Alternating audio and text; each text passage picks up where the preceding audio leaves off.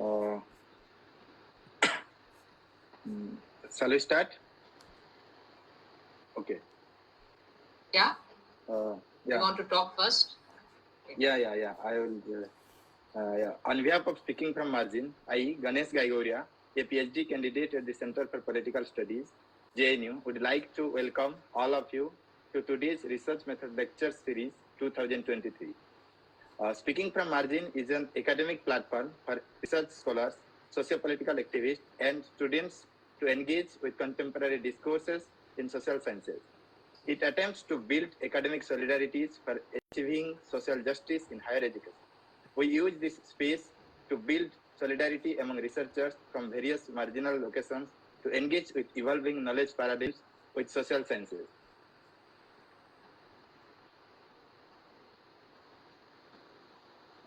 In the past, we have organized several lectures and book discussions which have received overwhelming response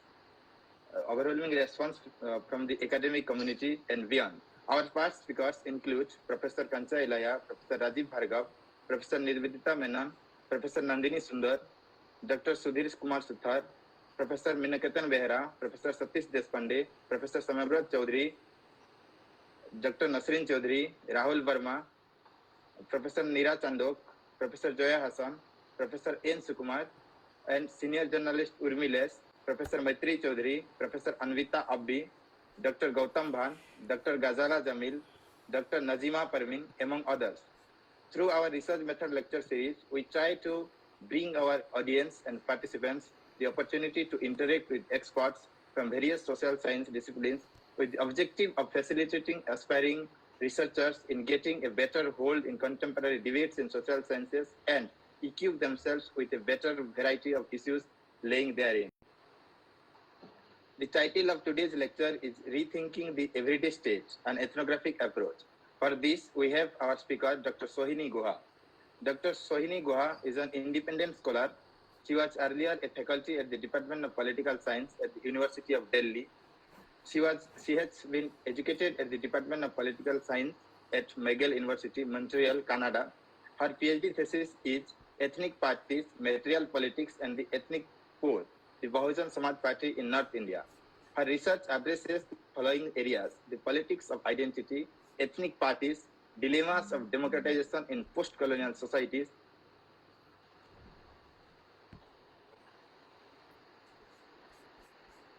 Ganesh, you are muted. Unmute yourself. If you unmute. Sorry, am I audible now? Yeah. Remove your Bluetooth probably. Then we can better voice. Okay. Yeah. Please. Okay. She has extensively contributed numerous journal articles to the field of political anthropology and the Indian politics. Some of the significant articles are From Ethnic to Multi-Ethnic, the Transformation of Bahujan Samaj Party in North India, in Ethnopolitics, Ruthless, Asymmetric Representation and the VSP in UP, in Seminar. Dilemmas of Democratic Deepening in India, Notes from Two North Indian States, in Modern Asian Studies, Cambridge University Press. The Bahujan Samaj Party, its shifting strategy of subaltern mobilization in Uttar Pradesh, in Handbook of Politics in Indian States, Regions, Parties and Economic Reforms, Oxford University Press. Khaki and the Ethnic Violence in India, Armed Forces, Police and Paramilitary Forces during the communal riots, in Pacific Affairs, University of British Columbia, and among others. We are very fortunate MPhil batch in 2028 and 20, in which Dr. Guha taught us the basics of political ethnography by introducing James C. Scott, Timothy Patriarchs, and many others political ethnographers. So to moderate and introduce the theme of today's lecture, we have our own Vidyasagar. So Vidyasagar is a doctoral candidate at the Faculty of Sociology, University of Bielefeld, Germany. He was working as senior research fellow at the Department of Political Science, University of Delhi. He holds a master's degree from the Center for Political Studies, Jawaharlal Nehru University, and an MPhil from the Department of Political Science, University of Delhi. His research focuses on spatial identity, belonging, higher education, and social justice. He has been associated as an urban fellow at the Indian Institute of Human Settlements, Bengaluru. He is contributing author to Liveware and Roundtable India. So now, not taking too much time, I would like to hand over Vidyasagar to proceed further and introduce the theme of today's lecture. Thank you, Ganesh. Thank you so much for this opportunity. So I won't take too much time, and I'll briefly introduce the theme of the discussion today. So today we all are here to discuss a very significant theme, that is rethinking the everyday state and ethnographic approach, which must be discussed with its rigor and applicability across social science disciplines. Before going to be like in depth of the thematic discussion, I would like to begin by quoting Thomas Hobbes from his classic text Leviathan, quote, "As if every man should say to every man, I authorize and give up my right of governing myself to this man or to this assembly of man, on this condition that thou give up the right to him and authorize all his actions in like manner." Unquote. The state has recently been rediscovered as an object of inquiry by a broad range of scholars and practitioners across the social science disciplines. Reflecting the new high spiritedness of the field of political anthropology, states of imagination draws together the best of this recent critical thinking to explore the post-colonial state. The idea of rethinking the everyday state is to traverse and travel through the microscopic imagination of the state, for instance, what the state looks like to those seeing it from the vantage points of rural-urban dichotomies, police and armed forces beings, socio-political institutions like caste, panchayats and bureaucracy.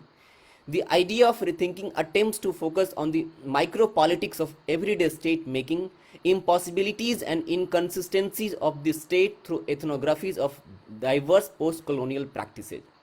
By bringing the state on the map, we are trying to show that what Thomas Blom Hansen and Finn stipulated in their work, States of Imagination, Ethnographic Exploration of the Post-Colonial State, brought that how the authority of the state is constantly challenged from the local as well as the global, and how growing demands to confer rights and recognition to ever more citizens, organizations and institutions reveal a persistent myth of the state as a source of social order and an embodiment of popular sovereignty.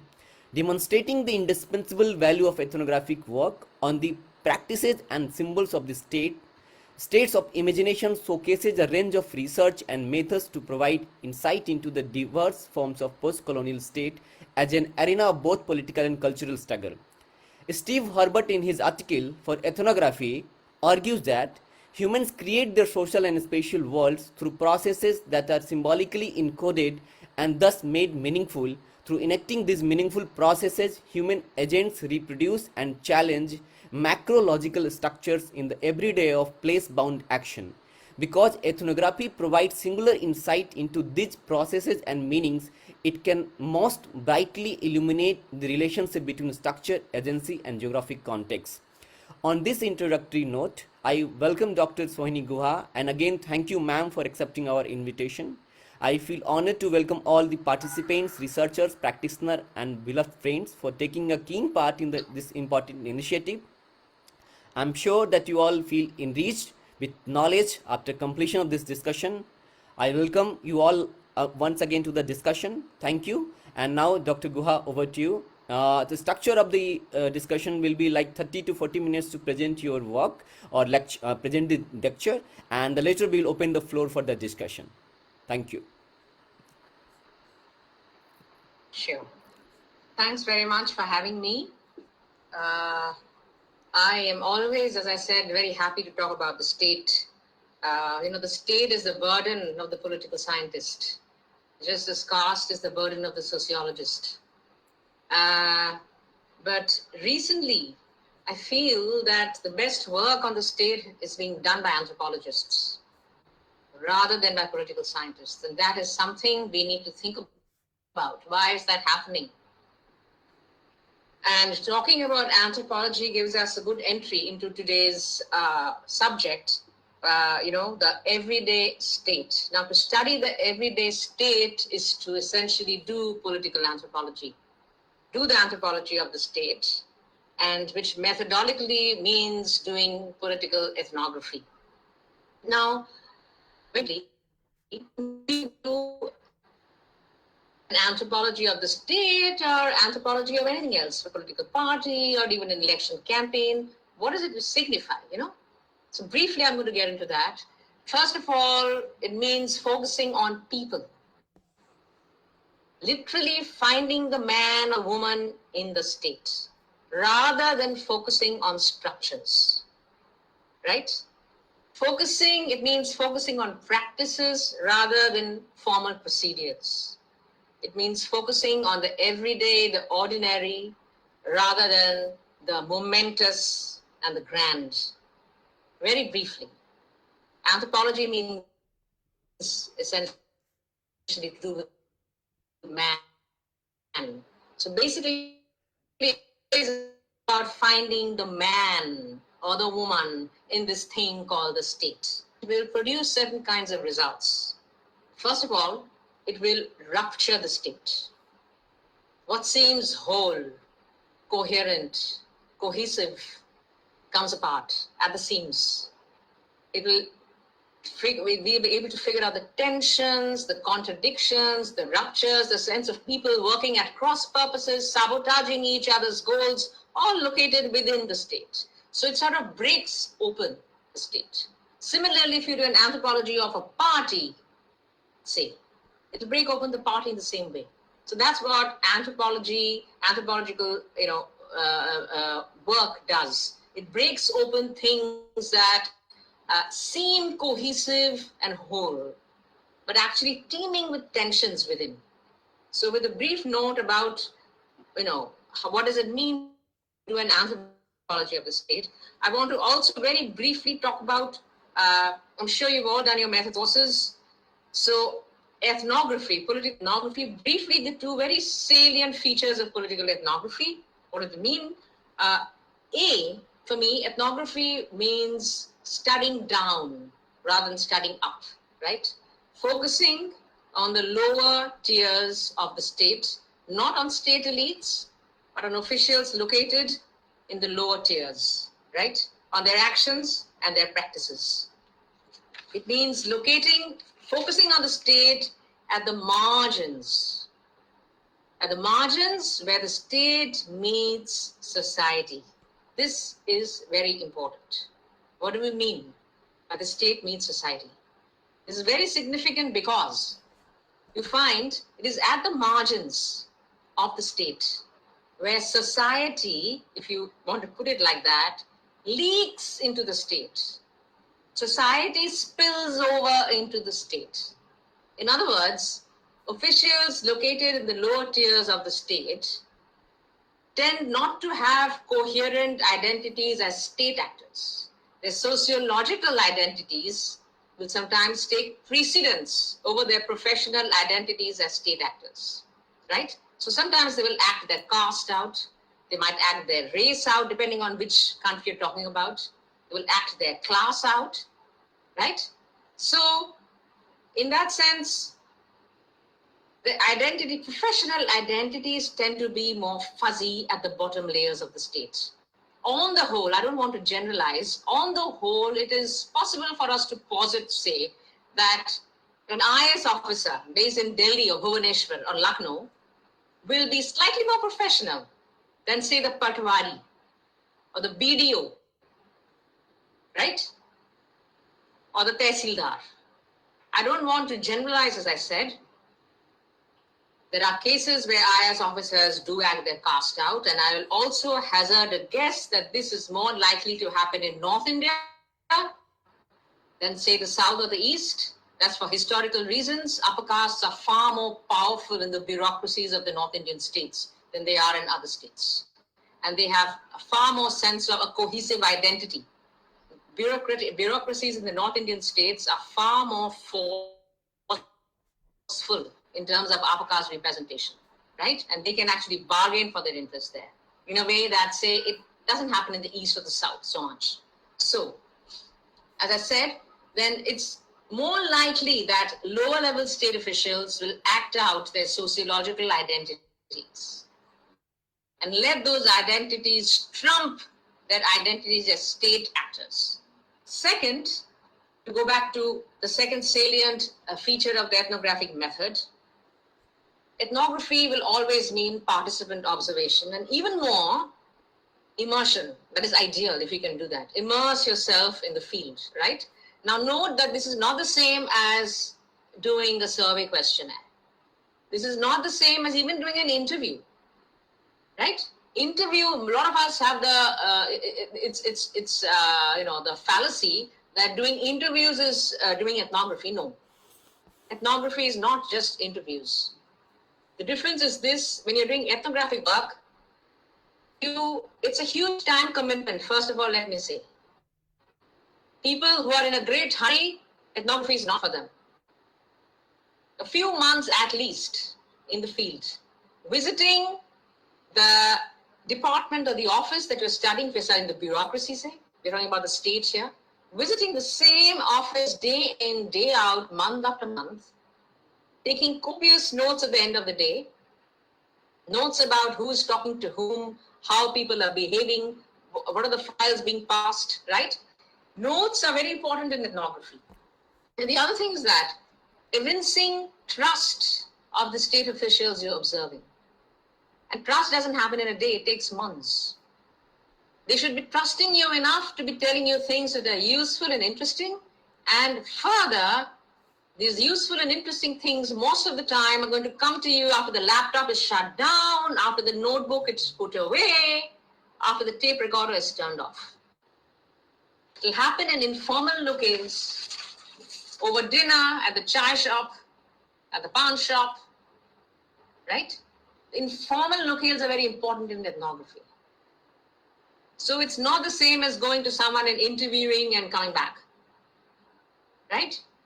So, and as I said, time commitment is of it's very important. You have to be patient when you're doing ethnography. Quick results don't work. Anthropologists spend years in their locales, years. Jim Scott, Weapons of the Week, few years in Malaysia, 3 years I think. He took leave from Yale and lived there with his family. And that's the quality of the work he produced. So good things take time. Okay, so I'm saying that because there are a lot of students here and who are in a great hurry to do things. I've noticed that in Delhi University. Have patience, and yeah, you have to put in it's hard work. Doing field work in rural India, it'll make you ill sometimes. Yeah, it's not easy. But if you have to have the commitment to stick it out in the field for a long time, that's the kind of work doing in anthropology of the state entails. Okay. Now, let's ask ourselves, why the anthropological method? Why do political ethnography and why do the anthropology of the state? As opposed to other ways of studying the state, which say focus on formal procedures, where you're studying state elites and not officials at the bottom, where you're making do with structured interviews, right? Where you're focusing on formal processes and not everyday practices. So what is lacking in those approaches?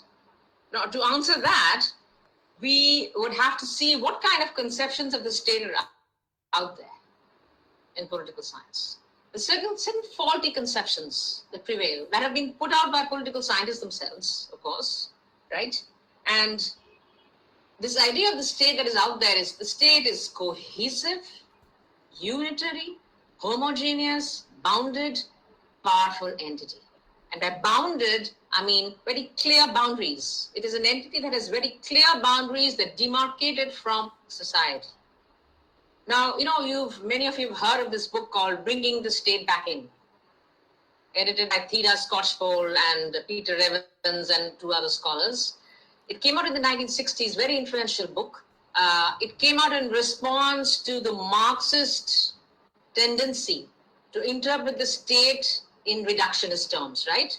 You all know of the base superstructure distinction in Marxism that sees the base is comprising of the economic mode of production and everything else as belonging to the superstructure. So economics is the base and the political, the legal, the cultural, all belong to the realm of the superstructure, all of which is a reflection of the base.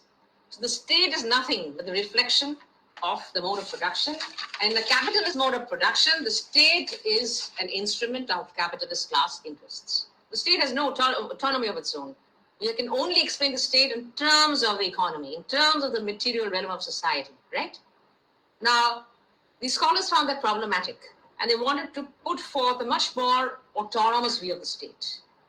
The state actions don't need to be explained in terms of the economic. The state is self-sufficient. It is autonomous. And I'm going to quote this view of the state from Scotch Pole: a clearly bounded institution that is distinct from society and unitary and autonomous, possessing supreme authority to regulate populations within its territory. Right? Now, this is the notion that we're going to debunk slowly, doing the anthropology of the state.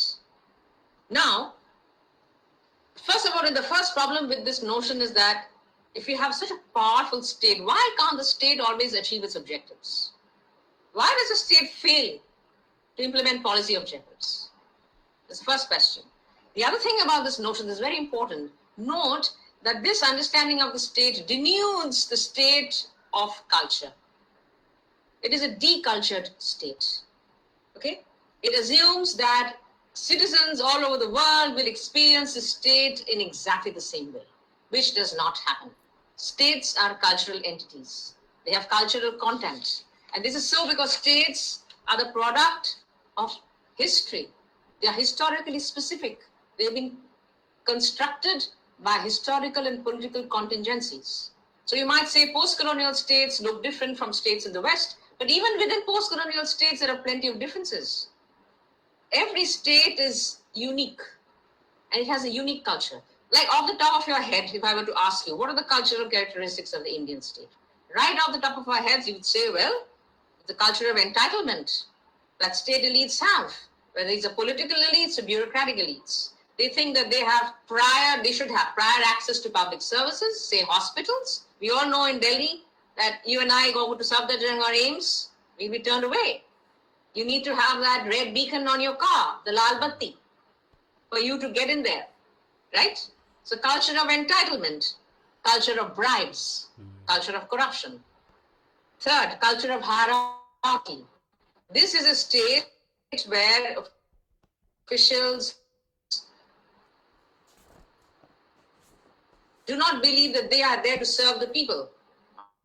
On the contrary, especially poor citizens with complete, utter disregard and disrespect.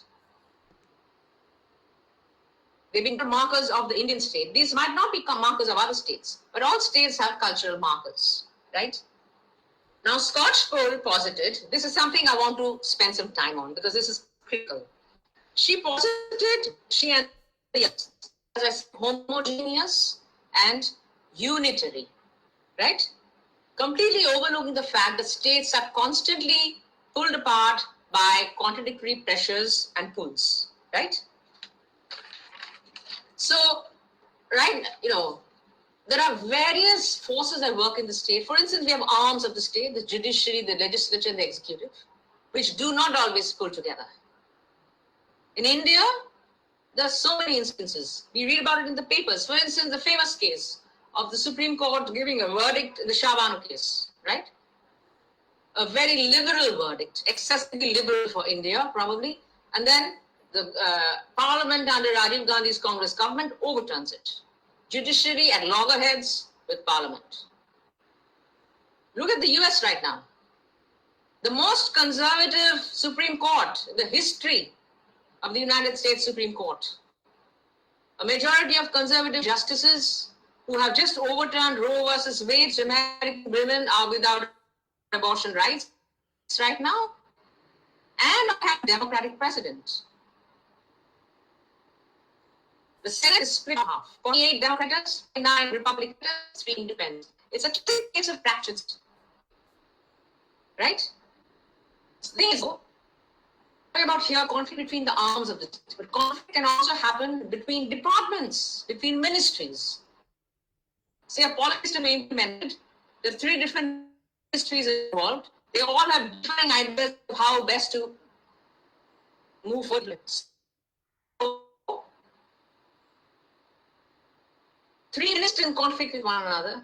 Their entire department, all the three different bureaucracies in conflict. Of course, this affects how best they implement. Now, you can also have governments in conflict with bureaucracies. I'll talk about it in a bit. And you can also have the lower bureaucracy in conflict with the upper bureaucracy. That is possible. Right? Now, a classic case of the government being in conflict with the bureaucracy and land reforms. Nehru was very into land reforms. But as you know, land reforms were not implemented uniformly well across India. One reason why North India failed spectacularly was because the bureaucracy was staffed with landed elements. Not only that,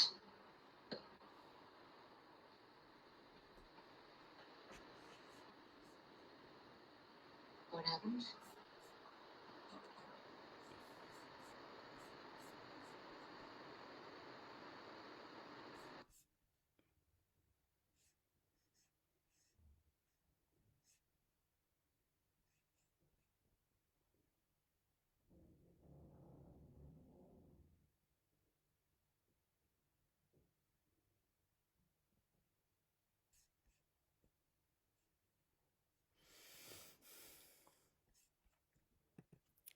I think there's a network issue with Dr. Guha. Let her join. Probably we request to mute her video, then probably we can have a smooth discussion, I think. Let her join, let her rejoin.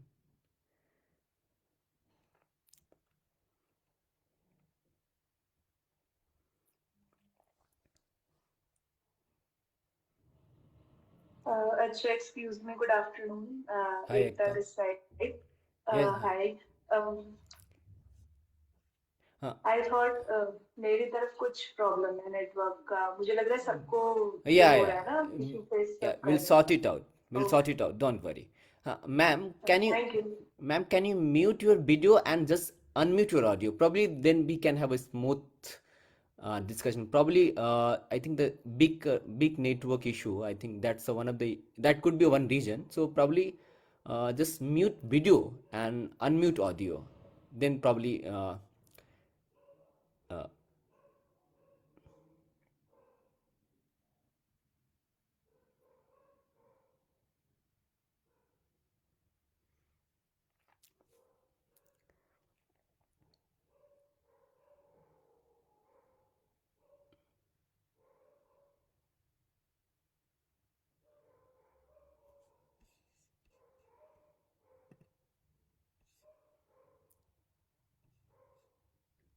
just unmute audio, ma'am,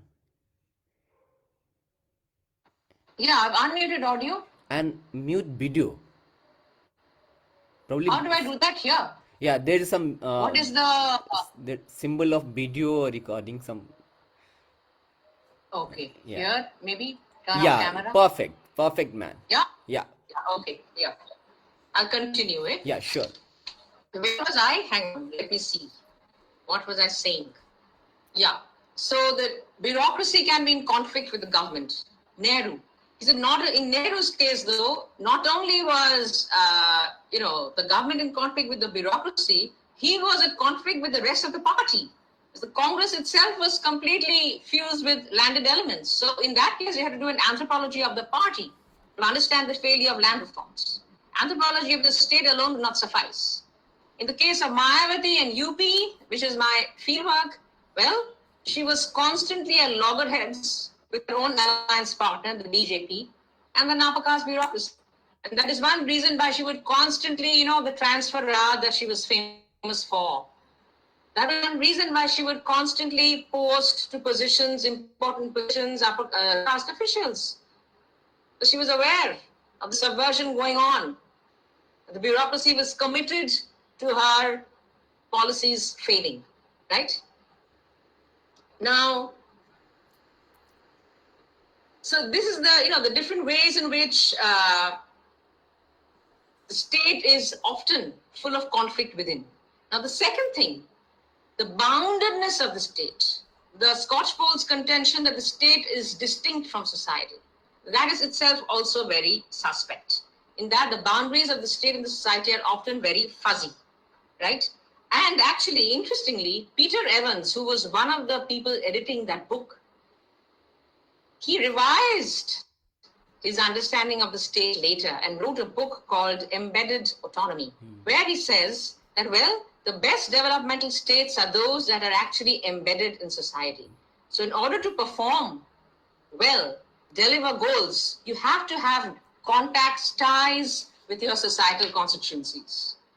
A disembedded state is one that will not deliver. So that is a remarkable revision of the premise of pure autonomy being a good thing to embedded autonomy being what states require in order to perform. Evans himself, it's a lovely book in case any of you want to read it. He's a political economist, and he wrote this book called Embedded Autonomy, States and Industrial Transformation, where he compares South Korea, Brazil, and India. So the state boundaries are, the states need society in order to perform. And the other thing I want to say here, if you have the wrong kinds of ties to society, it will impede policy performance. You need to have ties with the right kinds of constituents in order to deliver. And Evans also makes a very important point that developmental states constantly revise their goals as time goes. Goals change. So in order to deliver on a certain set of goals, states go in and tie themselves to certain constituencies. When that objective is fulfilled though, states will revise their goals, dealing themselves from that set of constituencies and go and tie themselves to a new set of constituencies. So the nature of the link also matters. The links might impede you, they might help you. Depends on who you are tied to, right?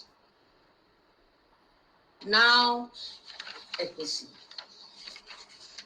The other thing I wanted to talk about, this is really, really very important, especially today. And by the way, one more book, if any of you are looking to study the relationship between state and society and what helps states, perform well, it's called State Power and Social Forces, edited by Atul Kohli and Joel Migdal. Okay, you might want to look at that. Now, so far as this issue of, blurred boundaries, state-society boundaries being very fuzzy. Now, there are two this is because this lecture is on rethinking the everyday state. So I want to focus on two recent developments. One at the global level and one in India that has made this state-society boundary even more fuzzier than it was. First is globalization and the onset of neoliberal policies. Okay. Now, we know that the state is shrinking. Public sector jobs are drying up. Public sector employees are under threat. They're facing job cuts. And we've seen the number of mergers that have happened, bank mergers, so many people being laid off. We've seen all that happen the last 2 or 3 years, right? So public sector employees are under heat. They're facing the threat of losing their livelihoods. At the same time, very powerful state actors, those located at the very top of the pyramid of the state elite in India, stand to gain from the expansion of the private sector for the simple reason that they have very close ties with corporate capital and big business, right? So right away you have this contradiction within the state.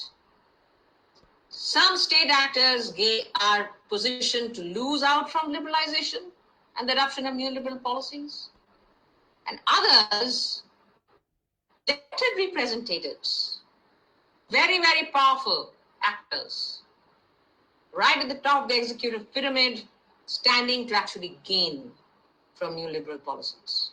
Okay? One more thing about globalization. The state has farmed out, outsourced its essential services to non-state actors, right? Provision of water, provision of electricity, provision of sanitation, provision of security, all of this which states earlier used to do are now performed by private actors and NGOs. A lot of NGOs have come into partnership with the state. And the most interesting thing in all of this is that the state is using NGOs to sort of spread the ethic of self-care amongst the poorest of the poor in rural India. So Akhil Gupta, in one of his pieces, talks about this NGO called the Mahila Samakhya, right? GONGO, he calls it, Government Organized NGO, GONGO. Who are doing what? They are working amongst very poor women in rural India, telling them that it's such a good thing for them to be able to take care of themselves. And it's such a good thing for them not to depend on the state. Trying to get them to pool their meager resources together so that they can eke out a livelihood. The ethics of self-care.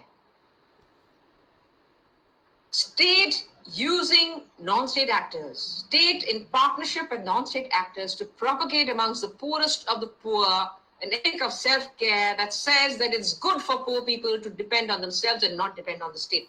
Now, this is an ideological function being performed by non-state actors. Essentially, what they're doing is legitimizing the withdrawal of the state from the lives of very poor people who really need the state. Remember, all of us don't sing from privatization.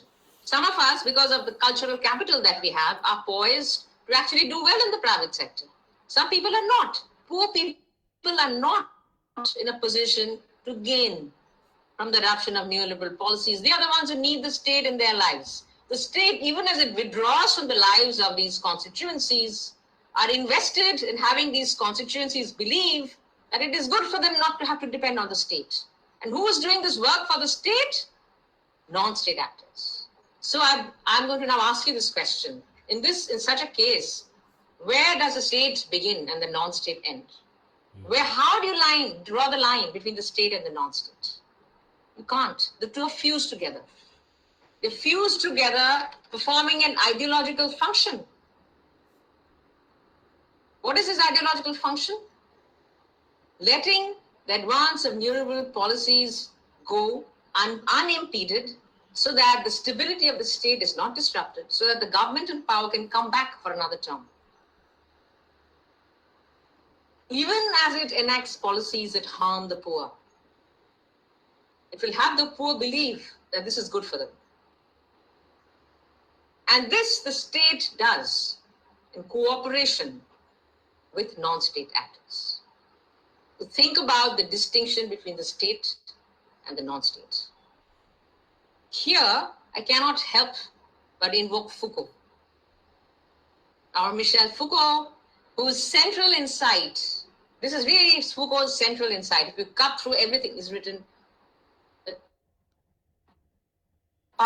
power is seamless. It resides in multiple locales.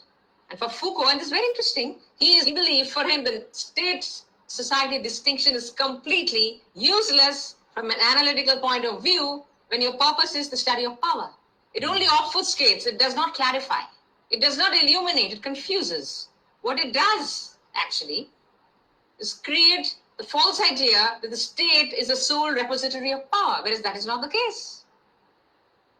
Power resides everywhere. Schools, prisons, hospitals, right? Isn't that Foucault's central insight? That why say that the state is the locus of power when it's not? The state-society distinction is analytically useless when it comes to the study of power. Now, extending the Foucauldian argument is Timothy Mitchell, the very important theoretician of the state, who came up with this concept of the state effect. And other people like Gupta talks about it as a state idea. And all of them are saying that this distinction between the state and the non-state creates an illusion. It's false. What it does, it again performs an ideological function in that it directs resistance, it deflects resistance from the non-state arena to the state by making the state out to be the sole locus of power. So the non-state realm escapes, right? It escapes. It's seen to be innocent of power, right?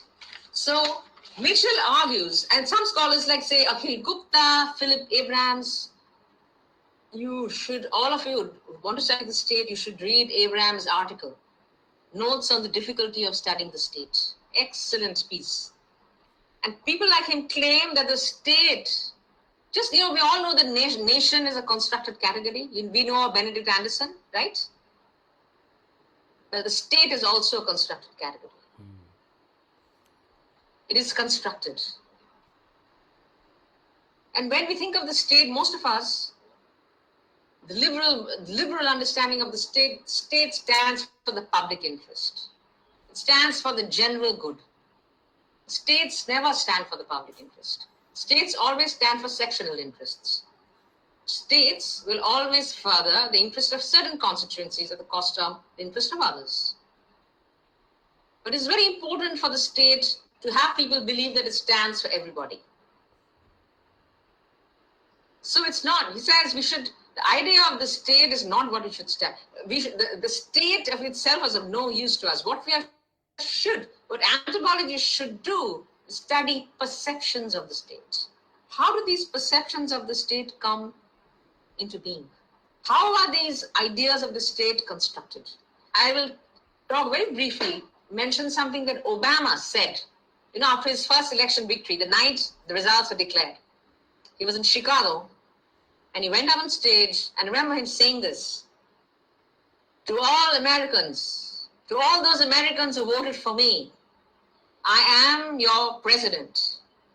And to all those Americans who did not, I am your president too. Now this is a rhetorical device of state power. President claiming that he represents everybody. No American president ever represents everybody. They can't. It's impossible. No government represents everybody. Governments always represent some people. You don't have to be a Marxist to believe that. Right? So, I'm not a Marxist, but it's perfectly feasible for us to understand that states represent. And it's very interesting because on the day of the very divisive election, being a very racially, divisive election, he was also up against John McCain. The second time he was up against Hillary, who was also a woman. So it's complicated, Obama's election victories. So it's very important for him to declare that. But it was, of course, a rhetorical thing for him to do. It's a symbolic, these speeches that presidents and prime ministers give are full of symbolic meaning, whether the state accrues to itself that myth of representing everybody. Okay? So the second thing, I talked about globalization and how we need to, think about, it's made the distinction between the state and the non-state very complicated. The other thing, I have 5 minutes, I'll talk about it. India now. The BJP is making use of non-state actors to further its goals. Now, Hindutva, get this very clear, it is not simply a political project. It is at its heart a cultural project. At the heart of Hindutva is the desire to transform public culture, public consciousness. It seeks to make a consciousness, craft a consciousness that is deeply exclusionary in character. And it seeks to make communalism common sense for Indians. Common sense, the norm. Secularism is a deviation from the norm. That is what the BJP aims to do at the level of culture. Its main task is to transform public culture. Okay? And for the BJP, this project is going to happen at 2 levels. At one level, it will enact policies that will slowly, step by step, take us towards the realization of the Hindu nation. There was one step done, another step coming. You can see how it is moving, right? Slowly.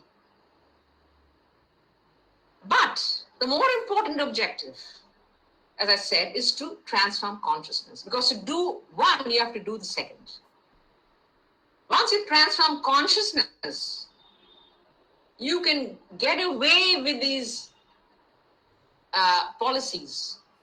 Not only getting away, it's not that people are tolerating these policies. They are actively endorsing these policies. Yeah, and it just fine. At the sexual status of Christians, the vast majority. Tomorrow, so it just speaks. It shows the cultural nature of the BJP's project is clear from the very forceful interventions it has made in the cultural realm. Now, my question to you is, how is it making these interventions? The BJP doesn't make these interventions. The BJP, in sync with RSS and the VHP and educational wing of the BJP, Vidya Bharati. These are the organizations going about making these, engage in this very, very important for them cultural work. The Vidya Bharati is a wing of the RSS that engages in the educational realm, running thousands of schools across India. The basic job is to penetrate the educational sector, not just colleges and universities, even more importantly, catch them young, schools, children, craft syllabi in a certain way. Now, Boifai and Bhattacharya, writing of the CPM in Bengal, had this notion of party society. What he was saying that the CPM had so completely penetrated rural society in West Bengal as to be indistinguishable from society, party society, hyphenated. Fusion of party and society. And in this operation of party society, critical was the role of school teachers. The CPM made extremely good use of school teachers.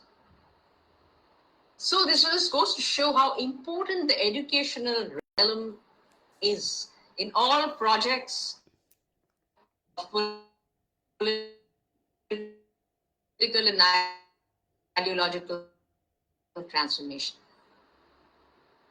Yeah. So I was wondering why no one has so far done an ethnographic study of the Vidya Bharati, RSS, and in turn from the BJP.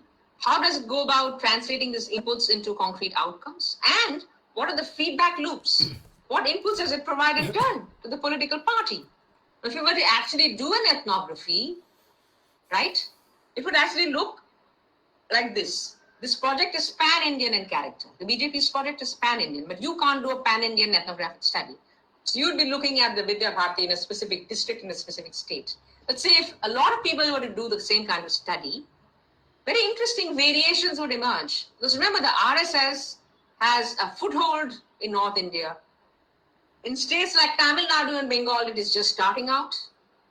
The ground there is not so fertile for its politics. There's some hostility that it faces. So its politics will be different. So there are interesting variations in how the political culture of these states are, how receptive to this, the product of Hindutva.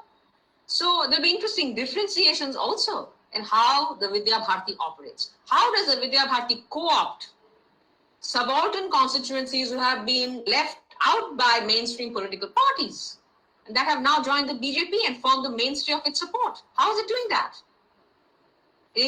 Right out of Bengal, I find scheduled tribes have joined the BJP. What is it doing? Actually, work, no one knows. There's no work that illuminates these questions. And once again, we are back to that question. State-society distinction. It's almost non-existent. The two are fused together. Right? Now, the question is though, in theory, we can say the state is an illusion. But say if you are actually mounting resistance, you would have to believe the state exists. You cannot mount resistance against something that doesn't exist. So purposes of practical politics, the state, you would have to posit the real existence of the state, right? But even for the purpose of resistance, is it enough to only resist the state as things are now? Or does resistance have to also have numerous loci? Right? This is the question here. As resistance is not enough anymore to think about anthropology of the state. we now have to do an anthropology of power, anthropology of domination, which takes us beyond the state into the non-state realm. Yeah, so I'm going to end here. I was just trying to throw out some research agendas for you, the new problematics that have emerged, and how can we envisage new research projects? Because these are going unaddressed and calling out to be addressed. Okay?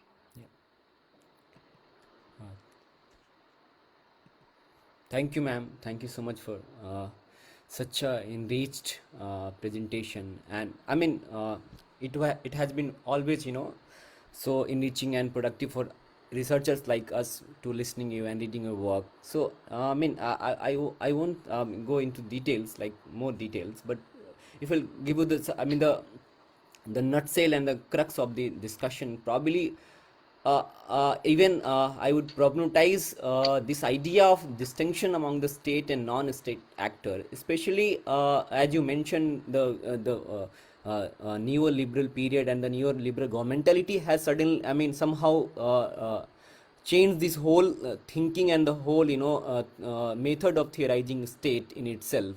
For example, if we look at the last one decade, we will find a strong potential emerging from the different side, I would say, from the side of society or side of civil society groups or different common mass led based groups, which they are trying to intervene through different modes of protest or modes of for example, if last one decade, for example, as we witness, like different intervention comes through the state machinery, state apparatus, whether the Citizenship Act or NRC or other stuff we can see. But parallelly we can see a strong rise of social movements or political movements where we will find there's a hope of getting this I would say probably demystifying this whole idea of political state versus social state. And also when you are also emphasizing this idea of especially the ethnic based parties and how they are governing the whole the social governance and the social system in different ways. But being a research student, I would like I'll open the floor with my two questions. First, is there any possibility to think beyond this state and non-state binaries? For example, whenever when we frame our inquiry or we frame our proposal or any sort of project, we need to we need to put our idea or put our self within those defined framework of state and non-state binaries. Is there any possibility to go beyond that binaries? And second, and ethnography as a method, for example, the recent works comes based on the study of tribes of Jharkhand by one of the researcher from Oslo, and the privilege, like for example, when we enter into the field and somehow we are carrying our own badge of honor or badge of privileges and other stuff. So being a researcher, how you should, how when we are going into the field, how we should tackle and how should come over those privileges. For example, being an upper caste, if someone is going to study the anger of Dalit community, what Ganesh is also working the study of Dalit anger.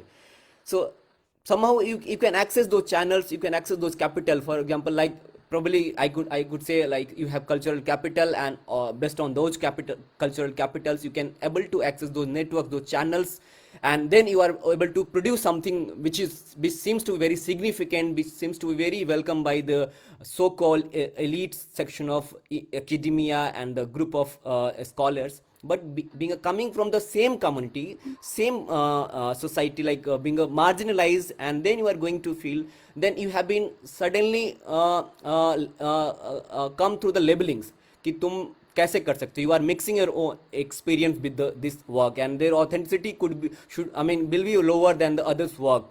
So how ethnography tackles those kind of degree of authenticity and a degree of validation, being a part of the same community, and you are studying the communities.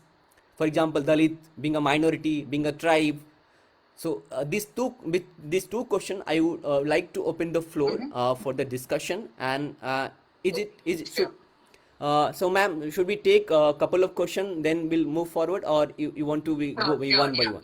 yeah. Okay. Can I Okay. just address you quickly before I take other Sure, questions? sure, ma'am. Can I do that? Yeah. Yeah. So first of all, very important question about ethnography, right? And I have faced it, as you said.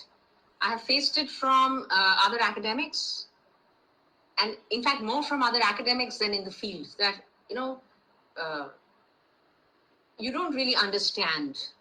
There are lots of things that are close to you, experientially. In that case, you are not in a vantage point to study Dalit politics, right? They have something there. At the same time, I think the problem is possible to be overcome by, because that is a debate that the politics of representation, right? That can only Dalits speak for Dalits, can only Dalits write about Dalits, and similarly for tribes, for women, it comes up. In the academic work, the politics of academics, you will come across it. The one way of dealing with it honestly and in good faith is, while doing fieldwork, you have to be reflexive. You have to. It's very important if you're doing ethnographic work to have a chapter where you are dealing with these things.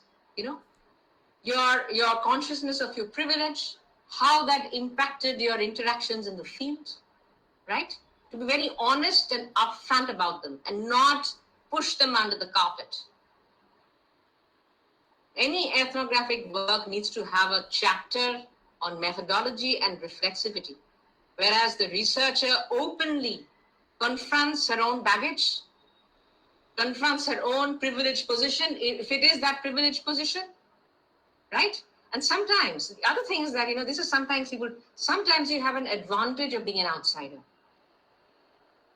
Being an outsider can be deeply disadvantageous. It can also be advantageous because it gives you a critical distance. And I've told my friends that.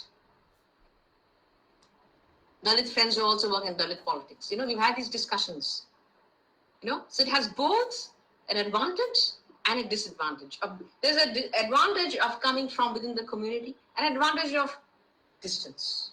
You find that when you return from the field, you need to take a couple of months off before you can really make sense of what's emerged, because you need some distance from the field. I actually will I'll send it to you. There was a very interesting piece in the American, APSA, American Political Association Comparative Politics newsletter, on the advantages of being an insider and outsider in the field. But reflexivity is of critical importance. It is very important to be honest about this. Your own perception of your privilege. I'll tell you a very quick story, if you don't mind. Yeah. I was in Morna, which is a small town in Muzaffarnagar. My village was around 5 kilometers. I used to come and go. I was staying in the house of a BSP party worker. Okay. Now, I needed to also interview BJP people. So I went to Bhoppa, which is 10 kilometers away, a small town, with the BJP MLA, Dr. Nirbal. I interviewed him, and he asked me, where are you staying? I said, I'm staying with Sukhbir ji, Ghadi ka dukaan. Because Sukhbir ji was known in Mona as someone who had a watch dukaan. He said, अरे आप उधर क्यों रह रहे हो? मेरे पास आ जाओ. आप खाते पीते घर की लड़की हो, he's telling me. So he identifies with me on the basis of caste. Right. Get it? If that wasn't bad enough, I tell him I'm very happy where I am and I go back. So Vijay, I stayed at his house months on end. It's like a family. Not only and then what happens is terrible. A week later, I go up to the field. I go up to my village. This man, Dr. Nirbal, comes to Sukhbirji's house and asks where I am and asks him, are you looking after her well enough? And how can she be comfortable here? Now, I don't know all of this. I come back from the field and I find everybody behaving very coldly towards me. I don't know what's going on. Then I ask auntie, Sukhbirji's wife. She tells me, वो Dr. Nirbal आया था. वो तो पूछ रहा था कि तू इधर comfortable है या नहीं? नहीं आंटी, अगर मैं comfortable नहीं हूँ तो आपको नहीं पता था. मैं तो बहुत खुश हूँ. वो क्या बताया आपको? See, these are the complications. But I need to talk about this in the book. Right. I have built over months and months of living with this family relations of trust, which this man in one day destroyed. And then I had to, reassure Sukhveerji that I had not complained about my conditions of living to Dr. Nirbal. He won't believe it. I said, I haven't. He came of his own accord. आप पूछ लो, उसके सामने मेरे साथ बात करो. Talk to him in front of me and ask him what I've told him. You have to do it. Right. Because I am so ugly, and even now he calls me. He has one son who works in the CS, Central Reserve Security Force based in Kolkata. Such a nice man, but I was so angry. I said, this man has come and in one day, he just upended all my good work with this family. I've been living in them for months. They are like family to me. But these kinds of things, I tell students when I taught ethnography in DU, please acknowledge these experiences. You need to.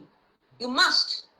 These are not things to be brushed under the carpet and not written about. These must be written about. And that's the whole point. Acknowledge the difficulties of being an upper caste researcher, studying the BSP. There are difficulties, but there are also advantages. A lot of BSP officials were, they were like, you are coming here and living in this, and we are so happy to accommodate you. Some of them are really happy. They really helped me. And being a woman, sometimes I feel was an advantage. They wouldn't have been so accommodative of a man, say.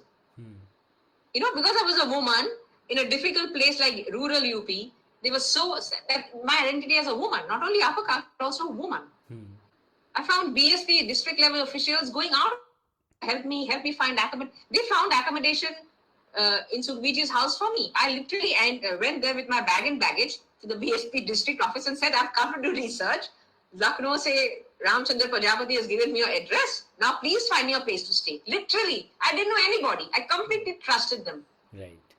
You have to take some blind leaps of faith in the field also. Right. Because you cannot plan everything in advance. You have to trust in something out there, trust in people, and things will work out. I always say. Right. So please acknowledge your students now. Doing ethnographic work, you will have these experiences. Talk about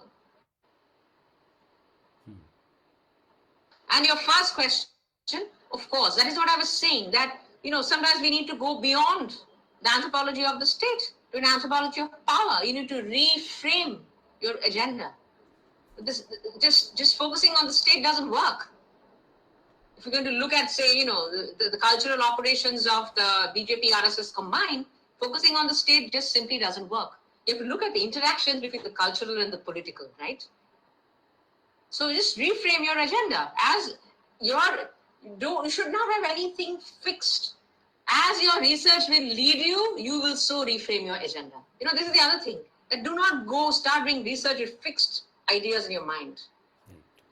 Depending on where it leads you, reframe your research question, reframe your proposal. So forget about the state. So far as this particular question is concerned, the state, simply focusing on the state won't serve you. Reframe your questions. Yeah?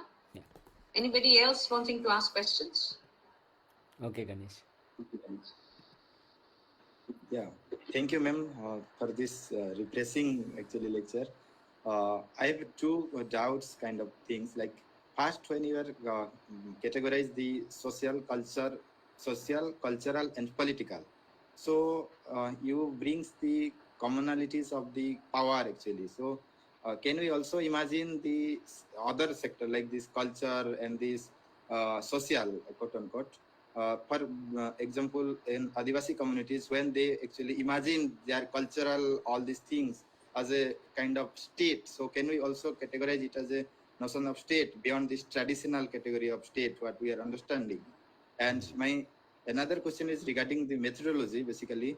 When we are talking about this ethnography, one thing that is the explanation and interpretation. So in this explanation and interpretation, exactly what we can do in ethnography when we collect our data and all this immersion research, what you are saying from the field. when we are coming to and write our thesis, particularly, would it be only interpret the entire immersive data, or also we have some kind of rights to explain all these things also? Thank you. Okay. First, I'll address the second question. Explanation is about facts, right? It's causal.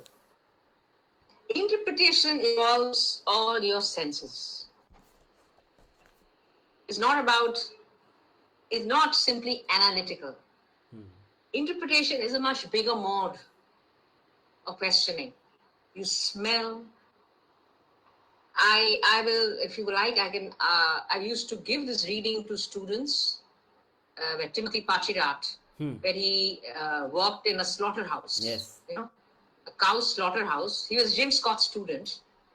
And the fascinating ethnography, he was actually studying how immigrants get treated. Right. Because he's Thai. He used his Thai identity actually to get in there, and how his treatment by his superiors at the slaughterhouse when they were cutting cows for meat was different from the treatment whites were getting. Studying race and power, right, and immigration, all of these in this research context. And he actually says that, I was made to do jobs that my white compatriots would not be made to do. I spent much longer time on the slaughterhouse floor. The whites would make their way up to managerial positions much sooner within the slaughterhouse. And the completely horrible nature of that job of standing in, blood, in cow intestines. And he's talking about the visceral nature, the smell, the feeling of blood, and how he would go home and he would first of all have a bath before he could meet his family. And doing that for 6 months. So using all his senses. Interpretation is noticing who's looking at who. Interpretation is noting the silences. When people you'll find the same person talking to you in one context and clamming up on another context. Looks being exchanged amongst people, right? So keep all your senses alert to interpretation. Interpretation is much a wider thing than explanation. Explanation is what we normally do, but ethnographers are also interpretivists.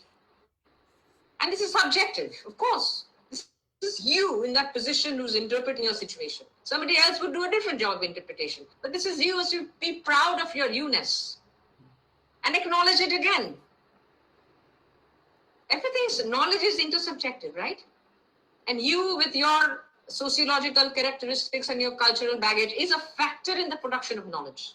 You impact what knowledge you produce. So you might as well acknowledge that factor, which is you. How do you factor in this production of knowledge? And yes, you saw it like this. Somebody else might have seen it in another way.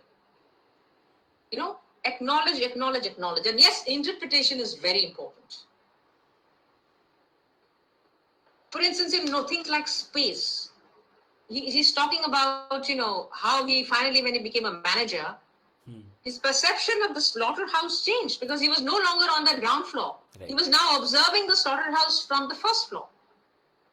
He was no longer mired in blood and guts and intestines. Right?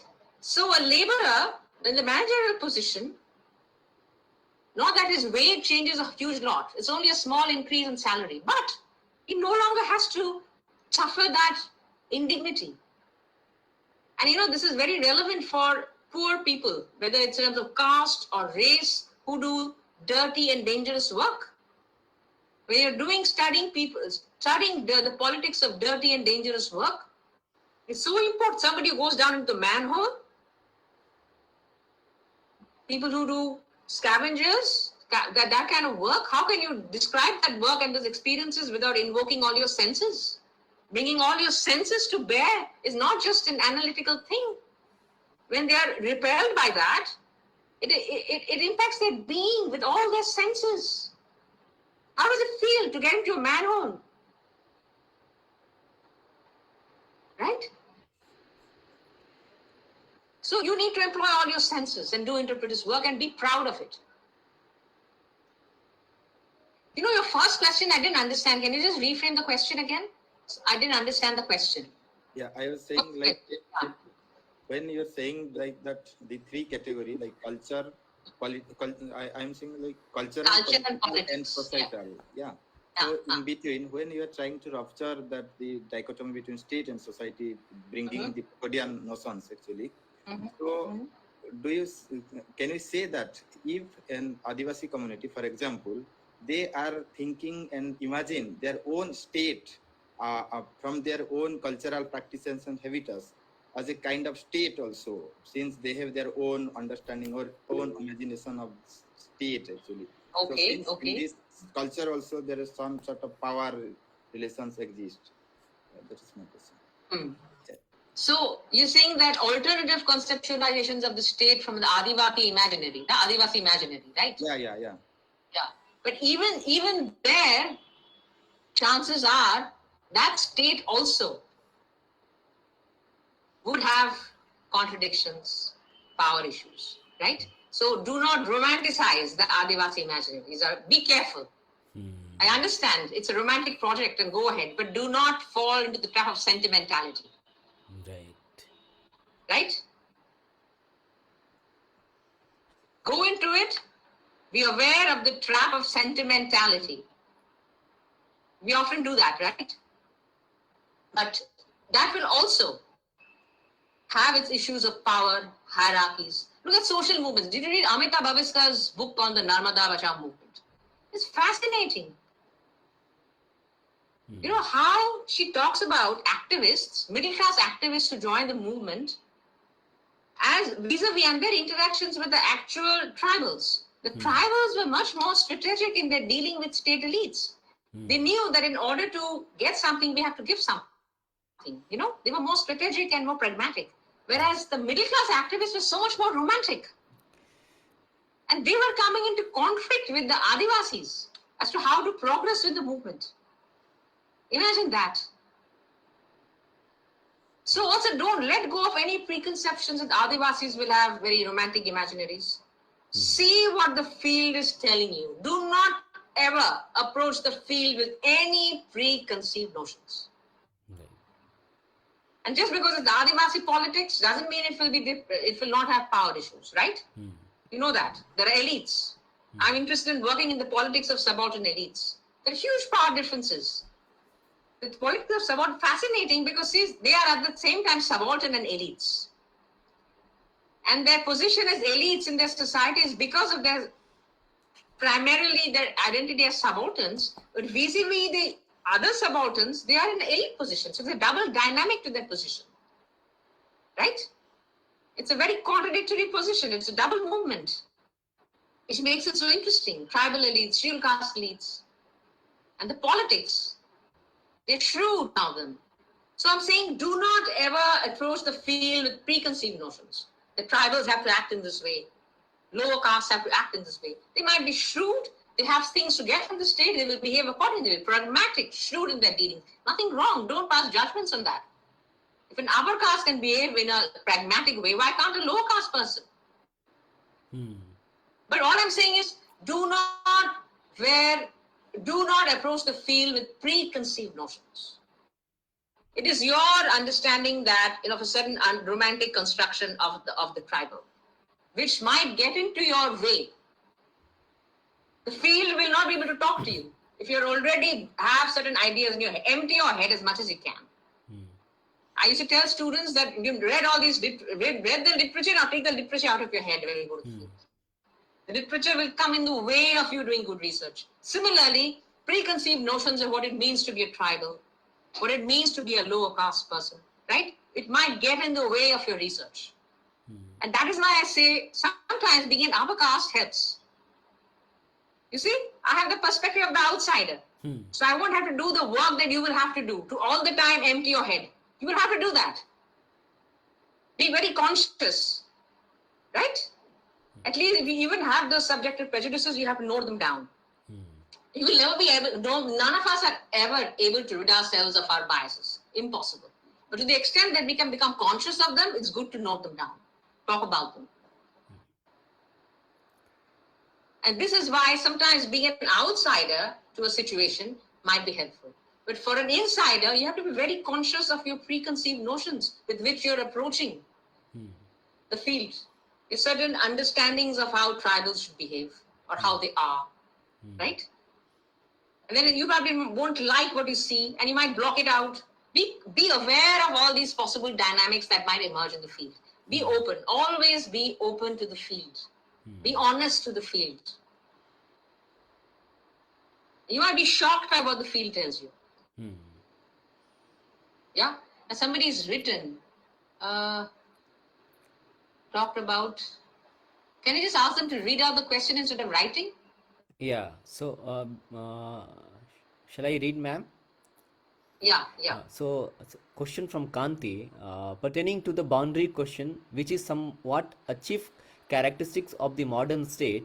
Can it be located in the internal working sphere of different organs of the state, that is the government, military, judiciary, and the limitation of their sphere of influence and their geographical reach? Can we equate the existence of the state or the feel of it with everyday engagement with its different organs and the power relation in resulting out of it? Sorry, I didn't understand the question. Did you understand the question? Can you rephrase it for me? I didn't understand the question. Kanti, are you there? Would you like to reframe your question? Okay, we'll move forward. Probably Kanti will ask directly. Krishna Kumar, thank you for the talk, and you talked about the anthropology of power, in which I'm interested. I have a methodological question. I'm wondering about what could be the method for doing a project on quote unquote upper caste when a researcher is a Dalit. I think you addressed very the same kinds of issues that will arise. You know, you will encounter a lot of questions, right? Right. But you should not let that stand in the way. I believe firmly that you should not. Right. That way, many of us want to be able to do many things. If we get into the trap, what you should do is be aware and take copious notes. Reflexivity is the answer. Not doing that research is not the answer. Of course you should. Actually, it mirrors in a way what I just said, which is why I don't want to spend too much time on it. Exactly. Right? So, we request from participant, if you have any question, queries, comments you would like to make, you have the symbol of this raise your hand. Then be precise, okay? And because we need to take a lot of questions from the participants, be precise, okay? And tell your affiliation from the university, college first. Yeah, go ahead, Nikhil. Thank you so much, ma'am, for wonderful lecture. Ma'am, I am Nikhil I'm doing PhD from Jawaharlal Nehru University, Center for Comparative Politics and Political Theory. So, ma'am, my research topic is about role of social media in election campaigning, a comparative study of Gandhi, Ambedkar and Savarkar ideas in India since 2014. So, ma'am, in this way, I am also dealing with Savarkar and social media. So, what you are said in last 5 minutes. Can I just intervene? You're studying Gandhi, Ambedkar, and Savarkar. Yes. How are you relating that to social media? How are you relating this? Yes, because these are thinkers, right? Yes, ma'am. How these thinker ideas are being promoted, articulated, manipulated in the social media and political parties using in election campaigning. Okay. Yes, ma'am. So, ma'am, you are right that government is using the enacting policies to make the right-wing agendas and transforming consciousness. Okay, ma'am. Yes. So, ma'am, I have just a simple, practical question then academic, that how to counter, stop or challenge the big narrative of the BJP. Like in the last 8 years, they have just transformed the public opinion, conception and consciousness of the Indian people. Like the common agenda, in fact, the window of the narrative has changed from center left to center right in every corner of the India. Yes, ma'am. You know, one thing I feel, which is even worse than what the BJP is doing, is the divisive nature of the public realm right now. We have the left liberal people here, the BJP guys there. No one wants to talk to each other. The moment we talk to each other, we fly into a rage. This is not the way to proceed. First of all, you know, Brexit in Britain, families were divided. The grandmother doesn't talk to the grandchild. This is not the way. We need to engage the other side. in the hope of being able to persuade them. And the other thing, a friend of mine does research saying that we say I am a liberal, I will read certain newspapers. And all my friends who are left and liberal will read those newspapers. Say we read the Hindu, right? We'll read the Guardian. And then there are the BJP people who will read Swaraj India, Swaraj Mag, right?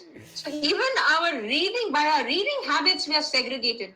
And do you think it's a good thing that I should not know? I feel as researchers, we should know what is going on, what they are thinking. We should subscribe to those magazines. You need to know, as Jairam Ramesh got into trouble with the Congress for pointing out, that there's some things the BJP must be doing right for them to be, and he got the ire of the Congress. We need to figure out what is it about them that they are capturing people's imagination. And by not talking to them is not the way. First of all, this very divisive, vitriolic, hate-filled public culture where there are two sides who don't talk to each other. You think, is this going to solve anything? We have to risk having conversations. If out of 10 people, 9 reject you, 1 will not. You can persuade people provided they have an open mind. I'm not saying you'll succeed all the time, but at least they have given you a listen. And you likewise don't have this. We should not have our superiority. You listen to me, I will listen to you. No, we have to listen to their views too.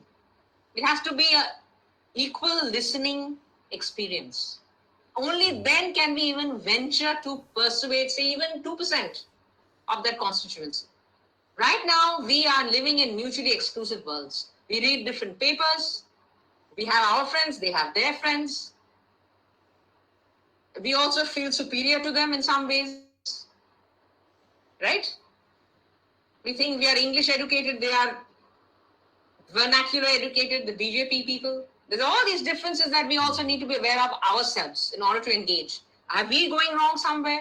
If we have a constant sense of elitism and superiority, is it going to be easy to engage somebody and talk to them? And these are things that I feel about myself. Don't think I'm telling you.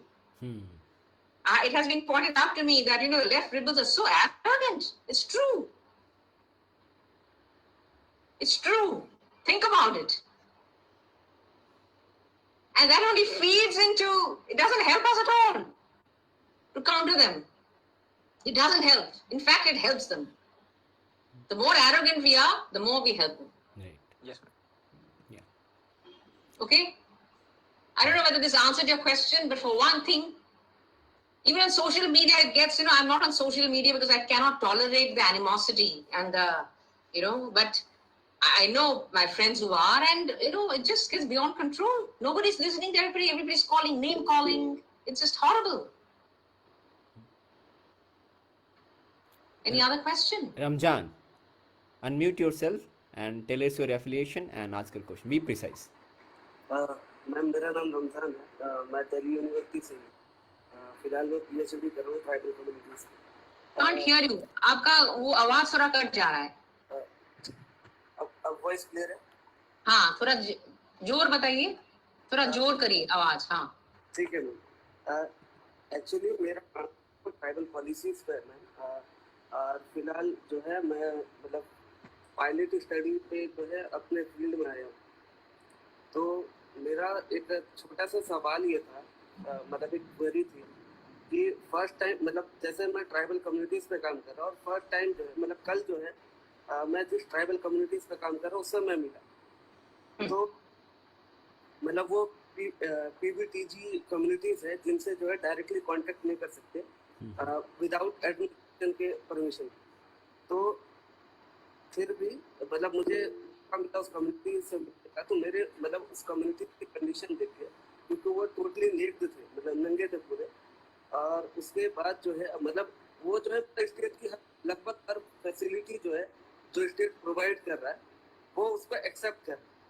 और मेरा काम जो है वो developmental policies पे मतलब उस understanding पे कि डेवलपमेंट कैसे जो है ट्राइबल कम्युनिटीज को चेंज कर रहा है या कंसीव कर रहा है। तो मेरे मन में जब उस कम्युनिटी के लोगों को मैंने फर्स्ट टाइम देखा तो मेरे मन में पहला सवाल ये आया कि जब इनको कोई प्रॉब्लम नहीं है किसी भी तरीके का, स्टेट की जो फैसिलिटीज है उनको अडॉप्ट करने में या अपने मतलब कल्चर को चेंज करने में, तो क्या मतलब, क्योंकि मेरे माइंड में भी ऑलरेडी एक प्री कंसीव्ड नोशन है ट्राइबल का, जो ऑलरेडी मैं टेक्स्ट के थ्रू या दूसरी चीजों के थ्रू मैंने अंडरस्टैंड किया है, मतलब जो मुझे समझ है already. Right.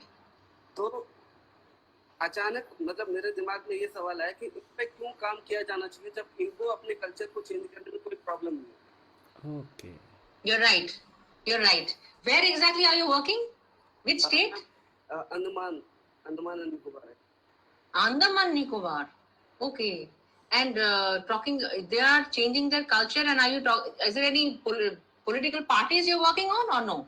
No ma'am, I am only मतलब मेरा जो काम है वो सिर्फ ट्राइबल पॉलिसीज पे, किसी political. Okay. Yeah, you're right. You know, the anthropology as a discipline, it's done a lot of self-questioning, right? Because of its association with the colonial project, right? And one of the things that anthropologists are now very off are projecting onto their subjects, say tribals. If tribals don't want to be stuck in the past, they want to move ahead. They don't want to maybe preserve their culture. So yes, you will have to project without do not approach the field with any preconceived notions of what is good for them and what is not, right? Your job is to present them to your audience. You're right about that. But do you feel you were shocked to find that they were not interested in preserving their culture? Were you shocked or were you disappointed? No ma'am, exactly मतलब मेरा समझ नहीं आया कि उस time मुझे मतलब reaction क्या होना चाहिए, मतलब एग्जैक्ट क्या होना चाहिए? What did he say? क्या होना चाहिए? Vidyasagar, did you hear that? और रमजान बोल रहे हैं कि उनको उस टाइम पे मतलब कुछ लगा ही नहीं कि वो उस टाइम पे उनका स्पॉन्टेनियस रिएक्शन होना क्या चाहिए, what how should I react, like he didn't like realise that.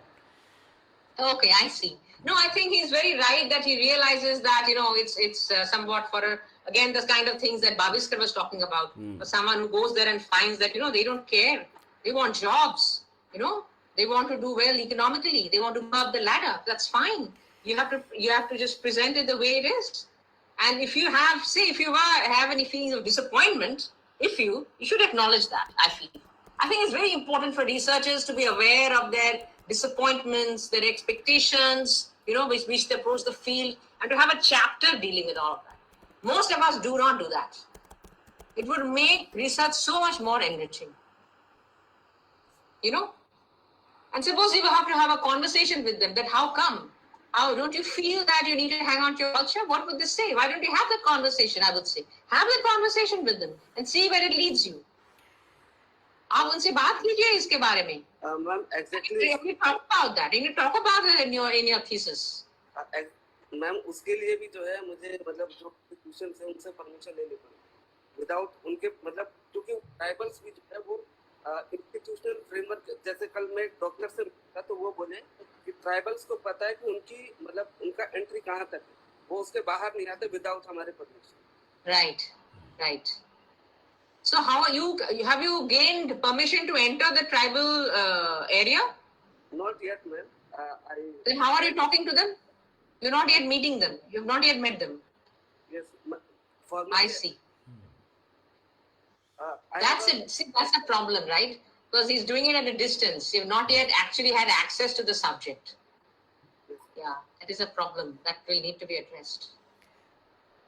Anything else? So we are about to end. Last question we can take. Anybody has any sort of Kundan, please go ahead.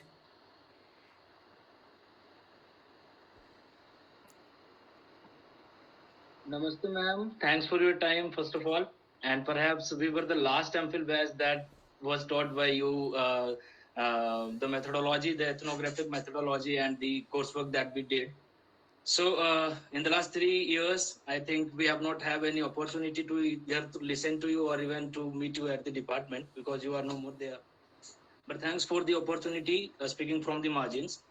Ma'am, during the Viva in MPhil, you suggested me several things for my work on fisheries, politics of knowledge, and the work was on aquaculture. Now I am pursuing ahead with the millets. I am working on natural farming and millets, and I propose them as an alternative to malnutrition and hidden hunger. That is the Kundan, why don't you do something? Kundan, why don't you email me? Because this is not related to the talk. Why don't you email me? Okay. Definitely. Mhm. Email me and I will answer all your questions. Sure, ma'am. Okay. Yeah, because what you are saying I understand, but it's not related to the talk today. So best is for you to email me.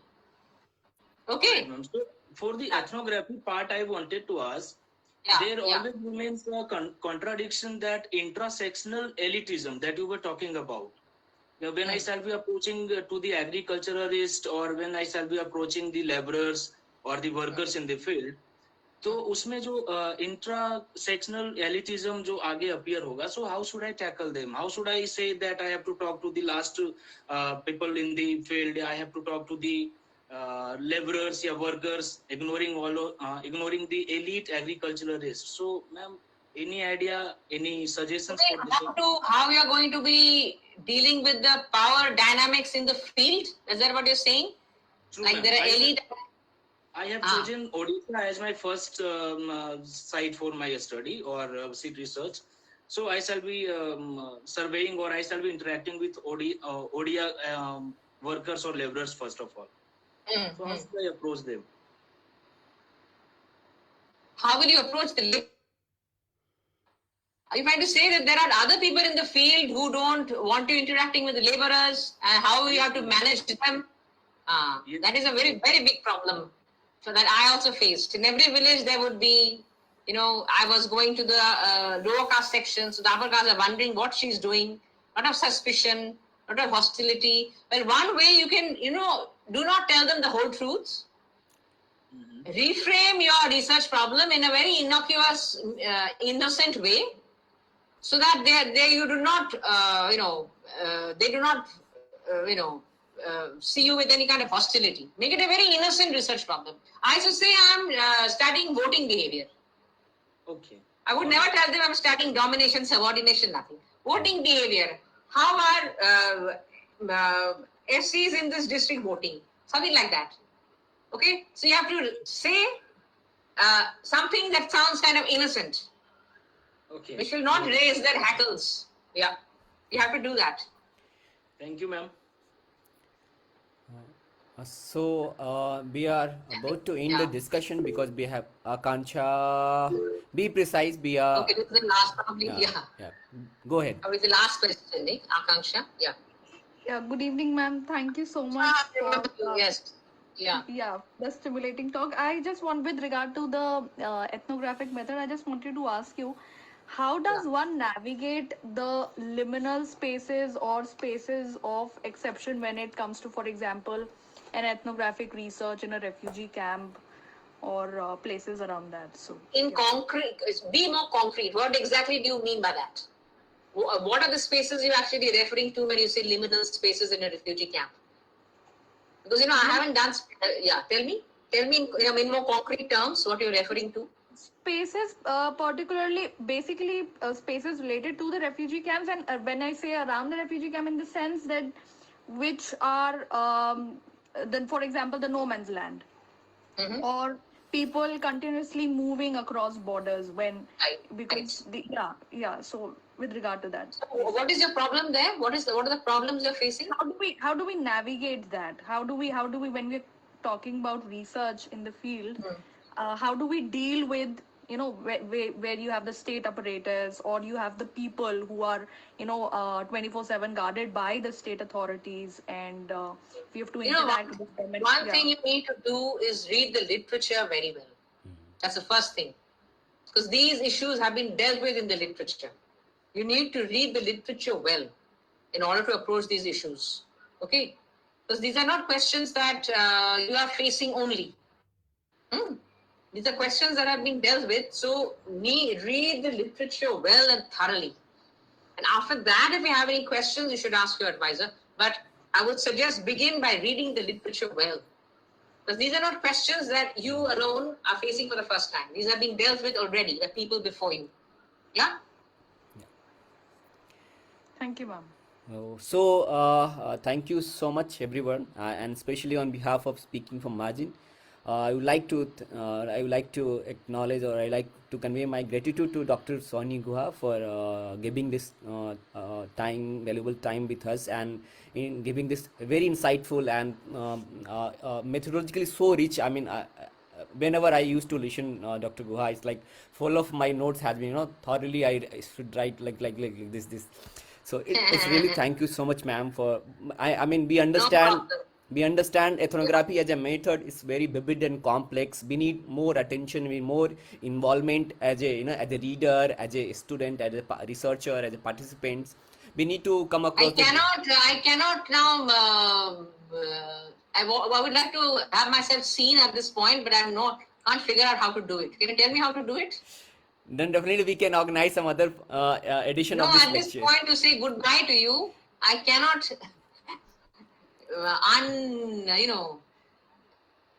Audio is not coming anyway. Doesn't matter.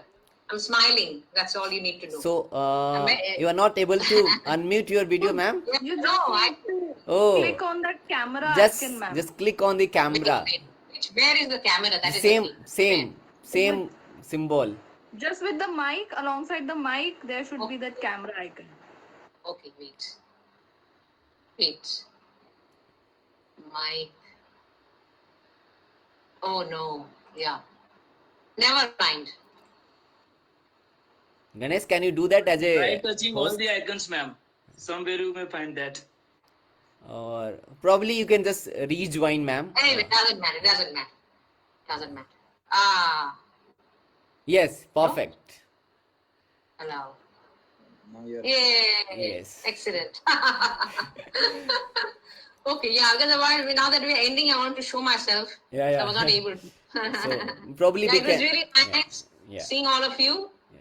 and hopefully you would have benefited a little bit. Yeah. And yeah, but my last thing I want to say that please acknowledge all of your issues.